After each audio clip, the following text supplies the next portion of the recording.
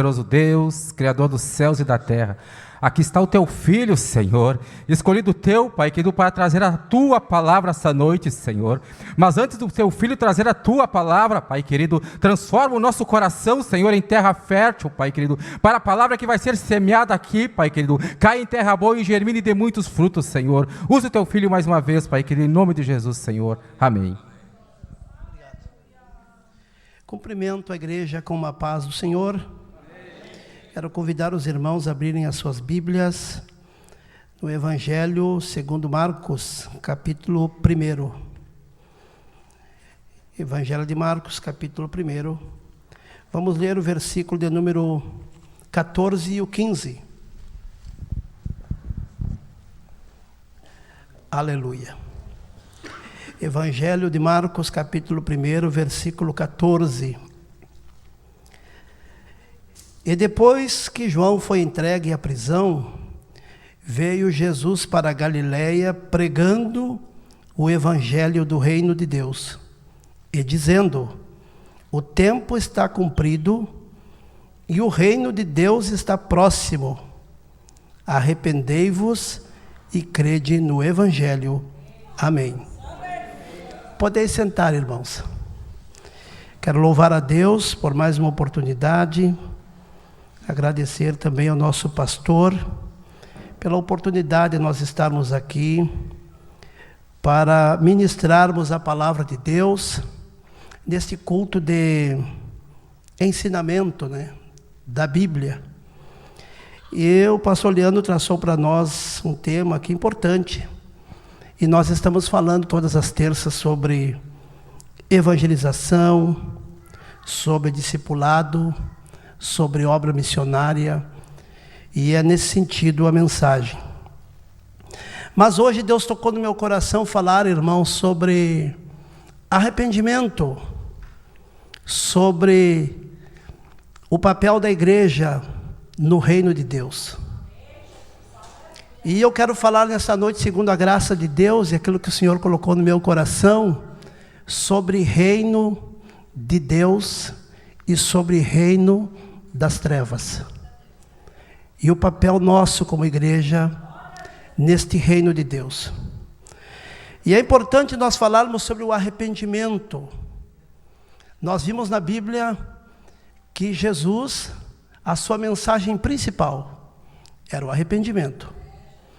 Jesus realizava milagres, Jesus ensinava as pessoas, seus discípulos, mas a sua mensagem principal era o arrependimento.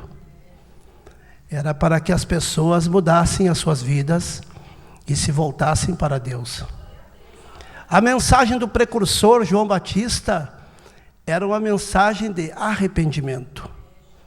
João Batista pregava na autoridade, no poder do Espírito Santo, sobre o arrependimento. Nós podemos ler no Evangelho de Mateus, no capítulo 3, versículo 2. Podemos ler o versículo 1. E naqueles dias apareceu João Batista pregando no deserto da Judeia, e dizendo: arrependei-vos, porque é chegado o reino de Deus. Glória a Deus. A mensagem de João era uma mensagem tão poderosa, tão eficaz, que as pessoas vinham correndo e ouviam a pregação de João, se arrependiam e se batizavam. João estava apenas preparando, João estava apenas aplainando o caminho do Senhor. A Bíblia diz que João era o precursor de Cristo. Era uma voz que clamava no deserto, veio preparar e anunciar a vinda do Messias. E nós sabemos que Messias quer dizer rei ou ungido. João estava preparando espiritualmente os corações dos filhos de Israel para receber o seu rei, o enviado de Deus. Glória ao nome do Senhor. A mensagem de Jesus era uma mensagem de arrependimento. A mensagem da igreja primitiva, a mensagem dos apóstolos, era uma mensagem de arrependimento. Quando nós lemos no livro de Atos dos Apóstolos, irmãos, no capítulo de número 3, no versículo 19, o discurso de Pedro. E a mensagem era uma mensagem simples, mas era uma mensagem poderosa. Pedro dizia: arrependei-vos, pois, e convertei-vos, para que sejam apagados os vossos pecados, e venham assim os tempos do refrigério pela presença do Senhor. O arrependimento é uma doutrina bíblica importantíssima. Em toda a era, em todos os tempos da igreja, foi importante pregar sobre o arrependimento. E nos dias atuais também não é diferente. Nós, como igreja, precisamos pregar o arrependimento. O arrependimento é um confronto entre a pessoa, entre o pecador e Deus, o seu Criador. O arrependimento é um pesar sincero, é um reconhecimento dos seus erros, das suas faltas diante de Deus. O arrependimento, meus irmãos, aleluia, é voltar atrás. O arrependimento é corrigir uma rota. O arrependimento é um repúdio ao pecado. Essa era a mensagem da igreja, e essa deve ser a mensagem da igreja nos dias de hoje. Eu digo que esse é o grande papel da igreja. E quando eu falo em pregar, irmãos, não é só pregar na igreja. Na igreja nós pregamos, mas quando eu falo em pregar, é em pregar em todo lugar, é em todo canto. Aonde estiver um crente, um irmão, uma irmã, deve pregar o evangelho, deve pregar o arrependimento. Glória ao nome do Senhor. Mas é importante nós falar sobre isso nesta noite, porque o arrependimento é uma porta. Quando uma pessoa se arrepende dos seus pecados e se volta para Deus, a porta para o reino de Deus se abre. Quando uma pessoa se arrepende, ela entra para dentro do reino de Deus. Quando uma pessoa se arrepende, ela é arrancada do reino e do poder das trevas para o reino da luz, para o reino de Jesus. Louvado o nome do Senhor. E eu quero falar nesta noite um pouquinho sobre o reino das trevas. Mas, irmão, esse reino existe? Sim, esse reino existe. Esse reino é grande. Esse reino tem um príncipe que governa sobre ele. Então, esse príncipe é chamado de Lúcifer, de Satanás, de diabo. Ele é um anjo caído, um querubim que foi ungido por Deus, mas que se rebelou no céu, antes da fundação do mundo. E esse querubim ungido, ele não se rebelou sozinho. Ele trouxe juntamente com ele uma terça parte dos anjos. Eles formam este grande reino das trevas. Às vezes nós queremos diminuir, às vezes não queremos nos aprofundar um pouco na Bíblia, mas esse reino, ele é um reino grande. Ele não é maior que o reino de Deus e que o reino da luz, mas ele é um grande reino. Esse reino tem a influência em todo o mundo, em todos os lugares da terra, praticamente em todos os lares, praticamente em todas as cidades, em todas as aldeias que existem nesta terra. Este reino está presente.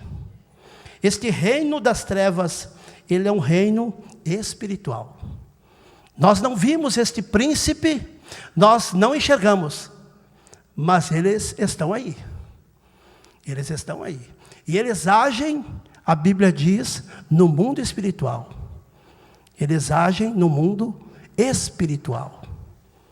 Então, meus irmãos, nesta noite, eu quero ler um texto que está lá em Apocalipse, capítulo 12, no versículo 3, para deixar mais claro um pouco aos irmãos, e um conhecimento da palavra também.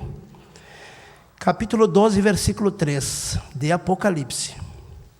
E viu-se outro sinal no céu, e eis que era um grande dragão vermelho, que tinha 7 cabeças e 10 chifres, e sobre as cabeças 7 diademas.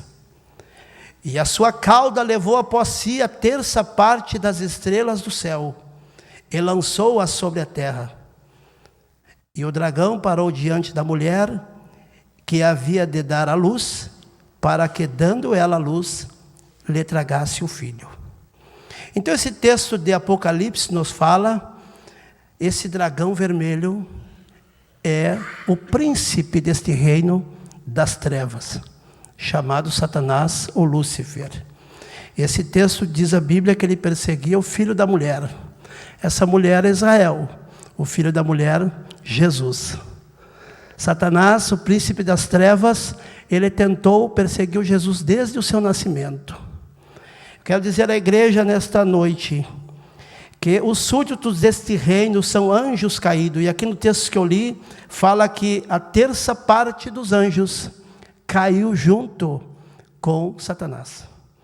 Mas súditos deste reino, que nós não podemos chamar de súditos, mas são seres humanos que estão cativos, que estão escravizados neste reino. Muitos e muitos são usados por este príncipe. Quero dizer mais à igreja, os propósitos deste reino é matar, roubar e destruir. Este reino tem um propósito. O propósito deste reino é combater contra o reino de Deus e principalmente contra a igreja. Louvado seja o nome do Senhor nesta noite. O propósito deste reino é impedir com sutileza e muitas vezes com força que pessoas não sejam alcançadas pelo Evangelho. O trabalho deste reino, dos súditos deste reino, espiritualmente falando, porque nós não vimos, eles trabalham com sutileza e muitas vezes com força até, impedindo pessoas de se aproximarem de Cristo. E eles usam todas as formas e maneiras existentes que estão à sua mão para impedir que as pessoas se aproximem de Cristo. Quero dizer aos irmãos nesta noite, está lá em 2 Coríntios capítulo 4 e versículo de número 4. Paulo fala a maneira como eles trabalham, ou como ele trabalha. 2 Coríntios capítulo 4 e versículo de número 4. Nos quais o Deus deste século cegou os entendimentos dos incrédulos, para que não lhes resplandeça a luz do Evangelho da glória de Cristo, que é a imagem de Deus. O Deus desse século é o príncipe deste reino das trevas. Se nós lemos na Bíblia, esta palavra Deus está em letra minúscula. É Ele que age na mente das pessoas.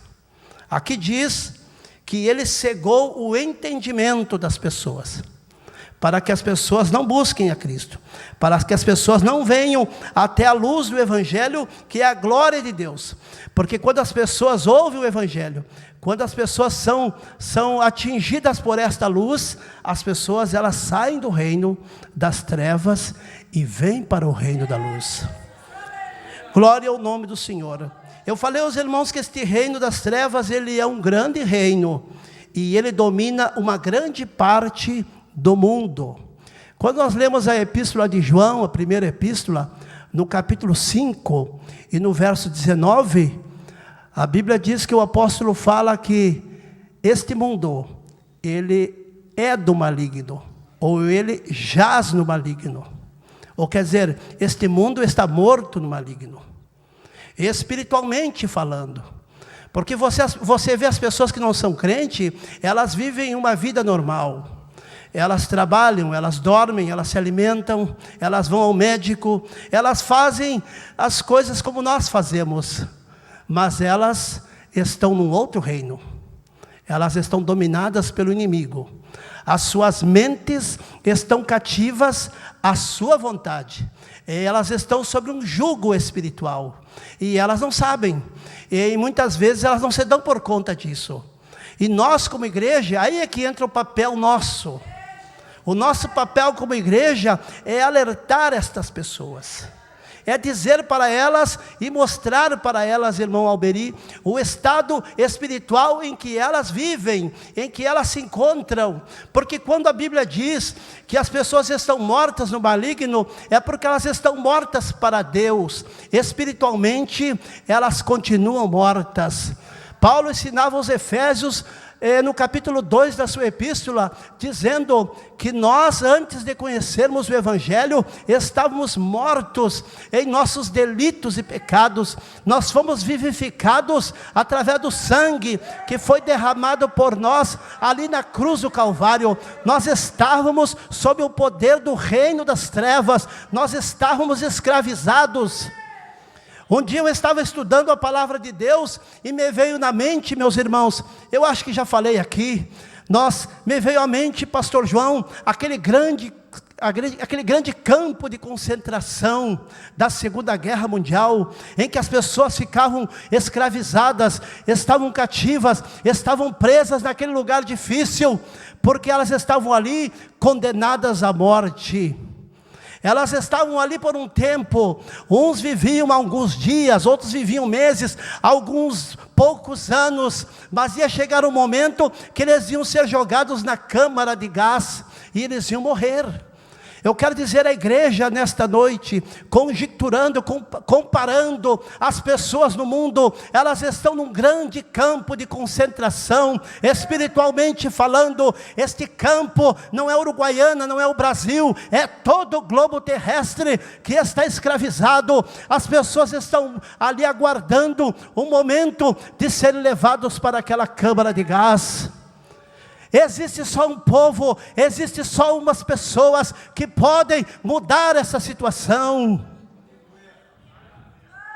É nós que temos a palavra da vida, a palavra da reconciliação, a palavra da mudança. É só nós que temos o poder do Evangelho em nossas vidas para levar vida àqueles que estão mortos.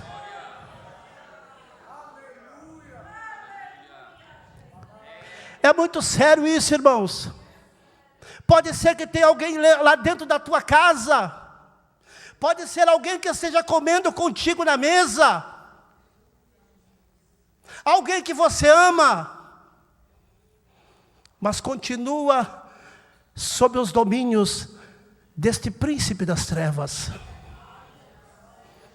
Pessoas boas, pessoas de bem, pessoas que trabalham, pessoas honestas, pessoas que cuidam das suas famílias, mas que continuam mortas e escravizadas. Pessoas socialmente que estão muito bem de vida, continuam escravizadas. Que Deus tenha misericórdia dos meus familiares que não são salvos, dos familiares dos irmãos. Nós devemos ter essa consciência espiritual e orar por eles, pedir misericórdia para que eles possam se arrepender e um dia saírem deste reino das trevas. Aleluia. Ele domina em todas as áreas da sociedade, todas as áreas, nenhuma delas fica de fora, nenhuma delas fica de fora. Você vê essa enchente do rio aí hoje? Onde a água chega, ela vai invadindo tudo que é lugar. Vai invadindo tudo que é lugar. Assim é o poder das trevas. Vai invadindo tudo que é lugar. Domina na política. Domina na economia. Não é só do Brasil, não, é do mundo inteiro. Domina na ciência, na tecnologia. Domina, pastor, dos governos, nas autoridades do mundo, que estão cegas para o Evangelho. Aleluia.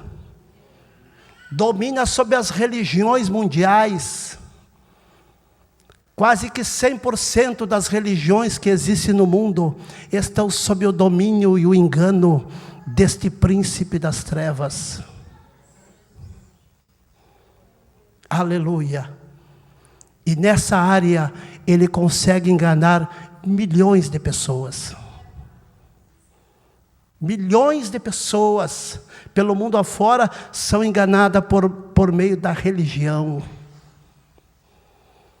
Artes, cultura, esportes, mídia, redes sociais e uma infinidade de áreas da vida das pessoas. Não importa se a pessoa é pobre, bem pobre, como se fala hoje em dia, à margem da sociedade, ou se a pessoa é de classe A, B ou C, não importa. Ele está, irmão Paulo, em todas as áreas da vida das pessoas. Mas uma coisa importante eu quero dizer nesta noite: o seu governo é temporário. O seu governo terá um fim. Outra coisa importante: este príncipe, ele não é absoluto. Aleluia. Todas as coisas que acontecem e que ele faz estão debaixo da permissão de Deus. Tudo está no tempo de Deus, dentro da vontade de Deus. E vai chegar um dia que este reino das trevas terá fim. Terá fim. Multidões estão debaixo desse jugo. É um reino espiritual e autoritário. É um reino espiritual e autoritário. Só a igreja, só nós, temos na terra o poder de combater contra este reino. Só nós, irmãos, temos o poder de resgatar alguém do poder deste reino. E como vamos resgatar? Pregando. Era o que Jesus fazia, era o que os apóstolos faziam, pregando. Mas pregando na autoridade e no poder do Espírito Santo. Pregando na graça de Deus. Aleluia. Louvado seja o nome do Senhor. Paulo, em 1 Coríntios, no capítulo 1, no versículo 21, ele disse: aprove a Deus salvar os crentes pela loucura da pregação.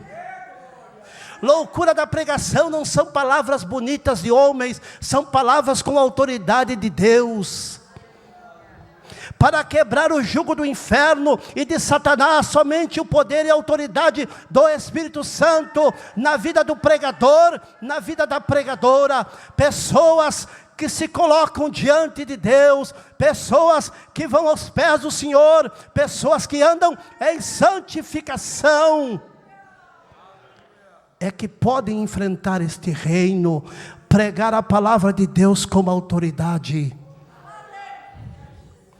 Paulo fazia isso. Paulo dizia: eu não vim até vós com palavras persuasivas humanas, mas eu vim até vós com virtude e poder. Aonde Paulo passava, até a sombra dele, até os lenços dele, curavam as pessoas. Deus nesses dias está chamando homens e mulheres para fazerem parte deste exército na terra. Aleluia.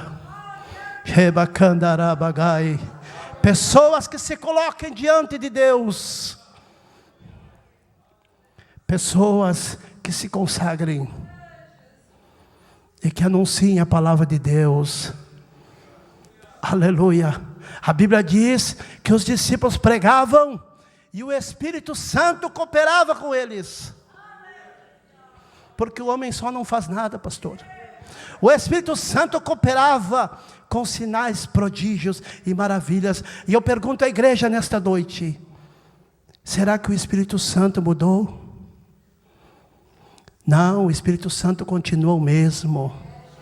O mesmo poder, a mesma virtude, a mesma autoridade que se via nos tempos bíblicos, continua sendo a mesma autoridade. Aleluia. Quero falar um pouquinho sobre o reino de Deus. Aleluia. Essas palavras, reino de Deus, são encontradas 126 vezes, só nos evangelhos. 126 vezes. Jesus e os apóstolos falavam muito sobre o reino de Deus. O reino de Deus e o reino do céu são semelhantes, porque é o mesmo rei, e são reinos espirituais. Lá em Romanos 14, 17, é uma palavra conhecida. Paulo diz, porque o reino de Deus não é comida e nem bebida, mas é gozo, paz no Espírito Santo de Deus. Gozo, paz e alegria no Espírito Santo. O reino de Deus não é a igreja. Às vezes nós confundimos. A igreja, ela está inserida no reino, ela faz parte do reino, mas ela não é o reino. Nós também somos súditos deste reino.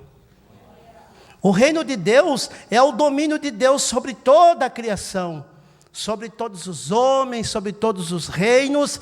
Deus está acima de todas as coisas. É importante dizer, não é um domínio que se impõe à força. Deus não é um tirano, não é um ditador. Aleluia. E quando nós vimos a sua obra, foi uma obra de amor. E eu estava pensando, enquanto meditava, enquanto escrevia, um rei poderoso. Aleluia.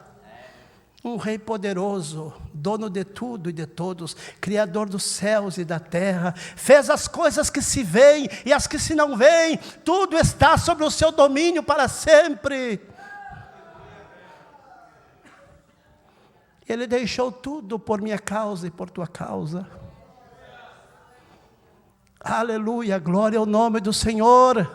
Veio ao mundo com um propósito definido. Jesus não veio aqui passear, tirar férias por um tempo. Era desprezado, mais indigno entre os homens. As pessoas olhavam para ele, não viam nenhuma beleza para que o desejassem. Mas quando estava diante de Pilatos, todo machucado, furado, açoitado, Pilatos disse para ele, tu és o rei. Tu o dissestes, mas para isso eu vim ao mundo. Aleluia. Louvado seja o nome do Senhor, que eu sinto Ele aqui nesta noite. Aleluia. Este reino, aleluia, está sobre todos os reinos. A Bíblia diz no livro de Daniel, aleluia, quando o rei Nabucodonosor, o rei da Babilônia, os irmãos conhecem a história, né? Foi pastar no campo por 7 tempos, né? 7 anos, como um animal. Quando Deus trouxe ele a sua consciência novamente, ele começou a adorar a Deus e disse, tu és o Deus sempre eterno, de geração em geração, tu és o Senhor para sempre. E naqueles tempos, Nabucodonosor era o grande na terra.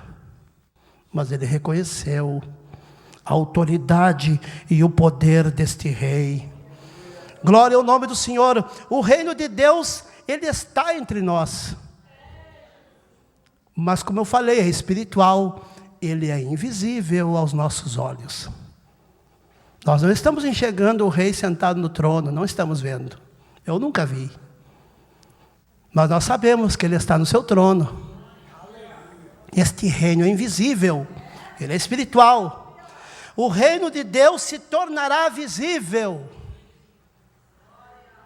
As irmãs cantaram aqui hoje, o hino da harpa 48, que o rei está voltando. Ele está sentado à destra de Deus Pai, mas Ele vai voltar. E quando ele voltar, ele vai subjugar todos os inimigos debaixo da planta dos seus pés. E a Bíblia diz que o seu trono será estabelecido em Jerusalém, a cidade do grande rei, e reinará sobre toda a terra por 1000 anos. E João viu, lá em Apocalipse João viu que ele descia de um cavalo branco, e as hostes celestiais o acompanhavam, e na sua coxa estava escrito: Senhor dos senhores e Rei dos reis. Louvado seja o nome do Senhor nesta noite. Este reino, estamos vivendo nele. Apocalipse capítulo 11, versículo 15 e o versículo 17. Aleluia. É bom nós lermos a Bíblia, estudarmos a palavra de Deus. Capítulo 11, versículo 15. E tocou o 7º anjo a trombeta, e houve no céu grandes vozes que diziam: os reinos do mundo vieram a ser do nosso Senhor e do seu Cristo, e ele reinará para todo sempre. E os 24 anciãos que estão assentados em seu trono, diante de Deus, prostraram-se sobre o seu rosto e adoraram a Deus, dizendo: graças te damos, Senhor, Deus Todo-Poderoso, que és e que hás de vir, que tomaste o teu grande poder e reinaste. Glória ao Senhor nesta noite. Quem fará parte deste reino? Além dos anjos de Deus, da igreja, Israel fará parte deste reino visível de Cristo na terra. Bendito seja o nome do Senhor. Na oração do Pai Nosso, Jesus ensinava, nós vamos ler lá em Mateus capítulo 6, versículo 10, Jesus dizia: venha o teu reino. Santificado seja o teu nome e venha o teu reino. Esta é uma oração que eu e que vocês, irmãos, devemos fazer. Orar para que o reino de Jesus venha em breve. Aleluia. Será um dia glorioso. Será um dia inesquecível para as nossas vidas. É por isso que aqui nesta terra nós estamos vivendo, carregando a nossa cruz, muitas vezes passando por vales, por aflições, mas nós permanecemos firmes nesta promessa, porque este rei que se foi, ele voltará outra vez. Em Atos dos Apóstolos, a Bíblia, que no Monte das Oliveiras, os discípulos viram ele subindo. E os anjos, uma nuvem o ocultou, e os anjos voltaram e disseram: este mesmo Jesus que vocês estão vendo subir, ele voltará outra vez. Oh, gloriosa esperança, maravilhosa promessa. Aleluia. No Sermão do Monte, Jesus fala de quem é esse reino. Capítulo 5, versículo 3. Bem-aventurado os pobres de espírito, porque deles é o reino dos céus. Eu fui saber o que era pobre de espírito. É a pessoa não ter nenhuma autossuficiência, reconhecer que depende deste rei e das bênçãos deste reino. Coisa gloriosa quando nós reconhecemos, aleluia, que dependemos deste rei, que dependemos das bênçãos deste reino sobre a nossa vida, não somente nesta existência aqui, mas para sempre, por toda a eternidade. Desses é o reino de Deus. Aqueles que são autossuficientes, aqueles que são ricos de espírito, não têm entrada neste reino, mas os pobres de espírito, estes herdarão os céus de glória. Eu já quero concluir dizendo aos irmãos, a igreja tem um papel e uma missão importantíssima neste reino de Deus, invisível e espiritual neste tempo. A nossa missão é pregar, pregar e pregar. Sigamos o exemplo do próprio Cristo. Aleluia. Que não se cansava, que andava de aldeia em aldeia, de cidade em cidade. Eu penso que Jesus não parava, pastor João, para lá e para cá. Quando ele ia descansar, ele ia para a montanha e orava. E descia da montanha e seguia a sua jornada. João escreveu que no ministério de Jesus, que foi 3 anos e meio aproximadamente, tudo o que Jesus fez, se escrevesse em livros, o mundo inteiro não comportaria a quantidade de livros que seriam escritos. Fez muito em pouco tempo, fez bastante por nós. Aleluia! Que o Espírito Santo possa tornar o meu e o teu coração mais sensíveis para esta realidade. Antes de ir embora, ele disse: ide por todo mundo, pregai o evangelho a toda criatura. É para pregar para todo mundo, não importa se é incrédulo, se não é. Aleluia. Quem faz a obra é Deus. A nossa missão é só pregar. Atire a rede para um lado, não pegou daquele lado, atira para o outro. Vai jogando a tua rede sem parar.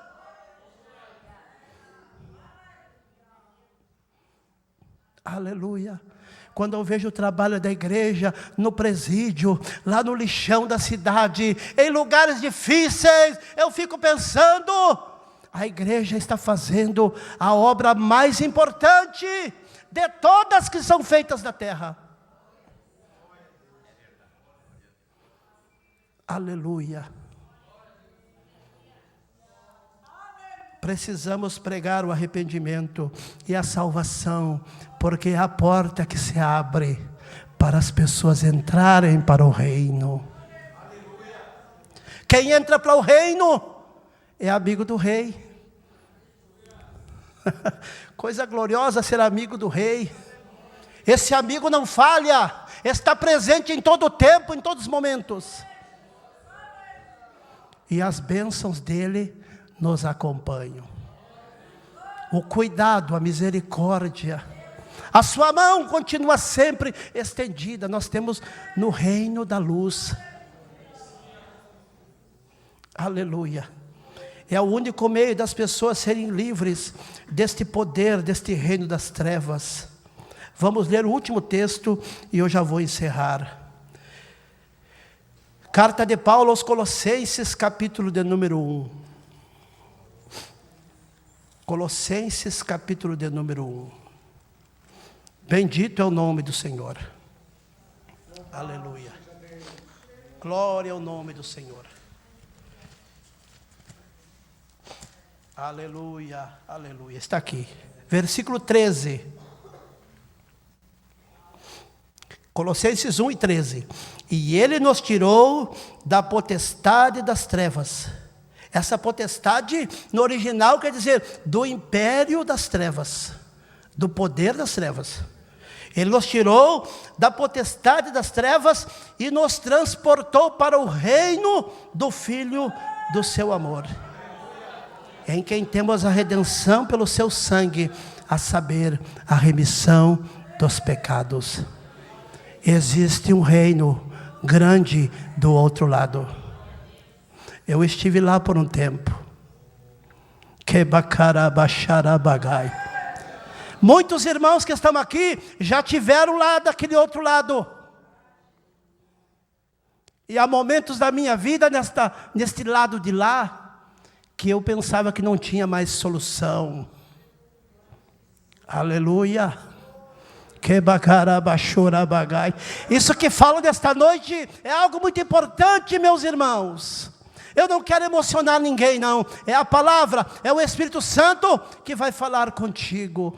Ore pelo teu familiar, pregue para ele, para o teu vizinho, para o teu colega de trabalho. Se você não consegue falar, entregue um folheto, faça alguma coisa, porque Deus espera da igreja. Este é o nosso papel. É a nossa missão nesta terra. E oremos para que este reino de Deus venha logo. A minha alma anseia ver Ele face a face. Lá no céu tudo é lindo, as ruas de ouro, os muros de jaspe e de cristal, tanta coisa maravilhosa que João viu. Mas eu quero ver Ele. Aleluia. Eu quero ver a sua face adorada. Eu quero beijar os seus pés.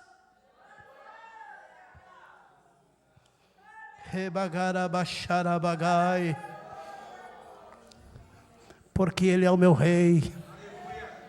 Rei não é só isso. Ele é o meu refúgio, Ele é a minha fortaleza, Ele é o meu amigo, Ele é o meu Senhor, Ele é o meu companheiro de todas as horas. E Ele vem em breve para levar a sua igreja. Que Deus vos abençoe nesta noite, em nome de Jesus.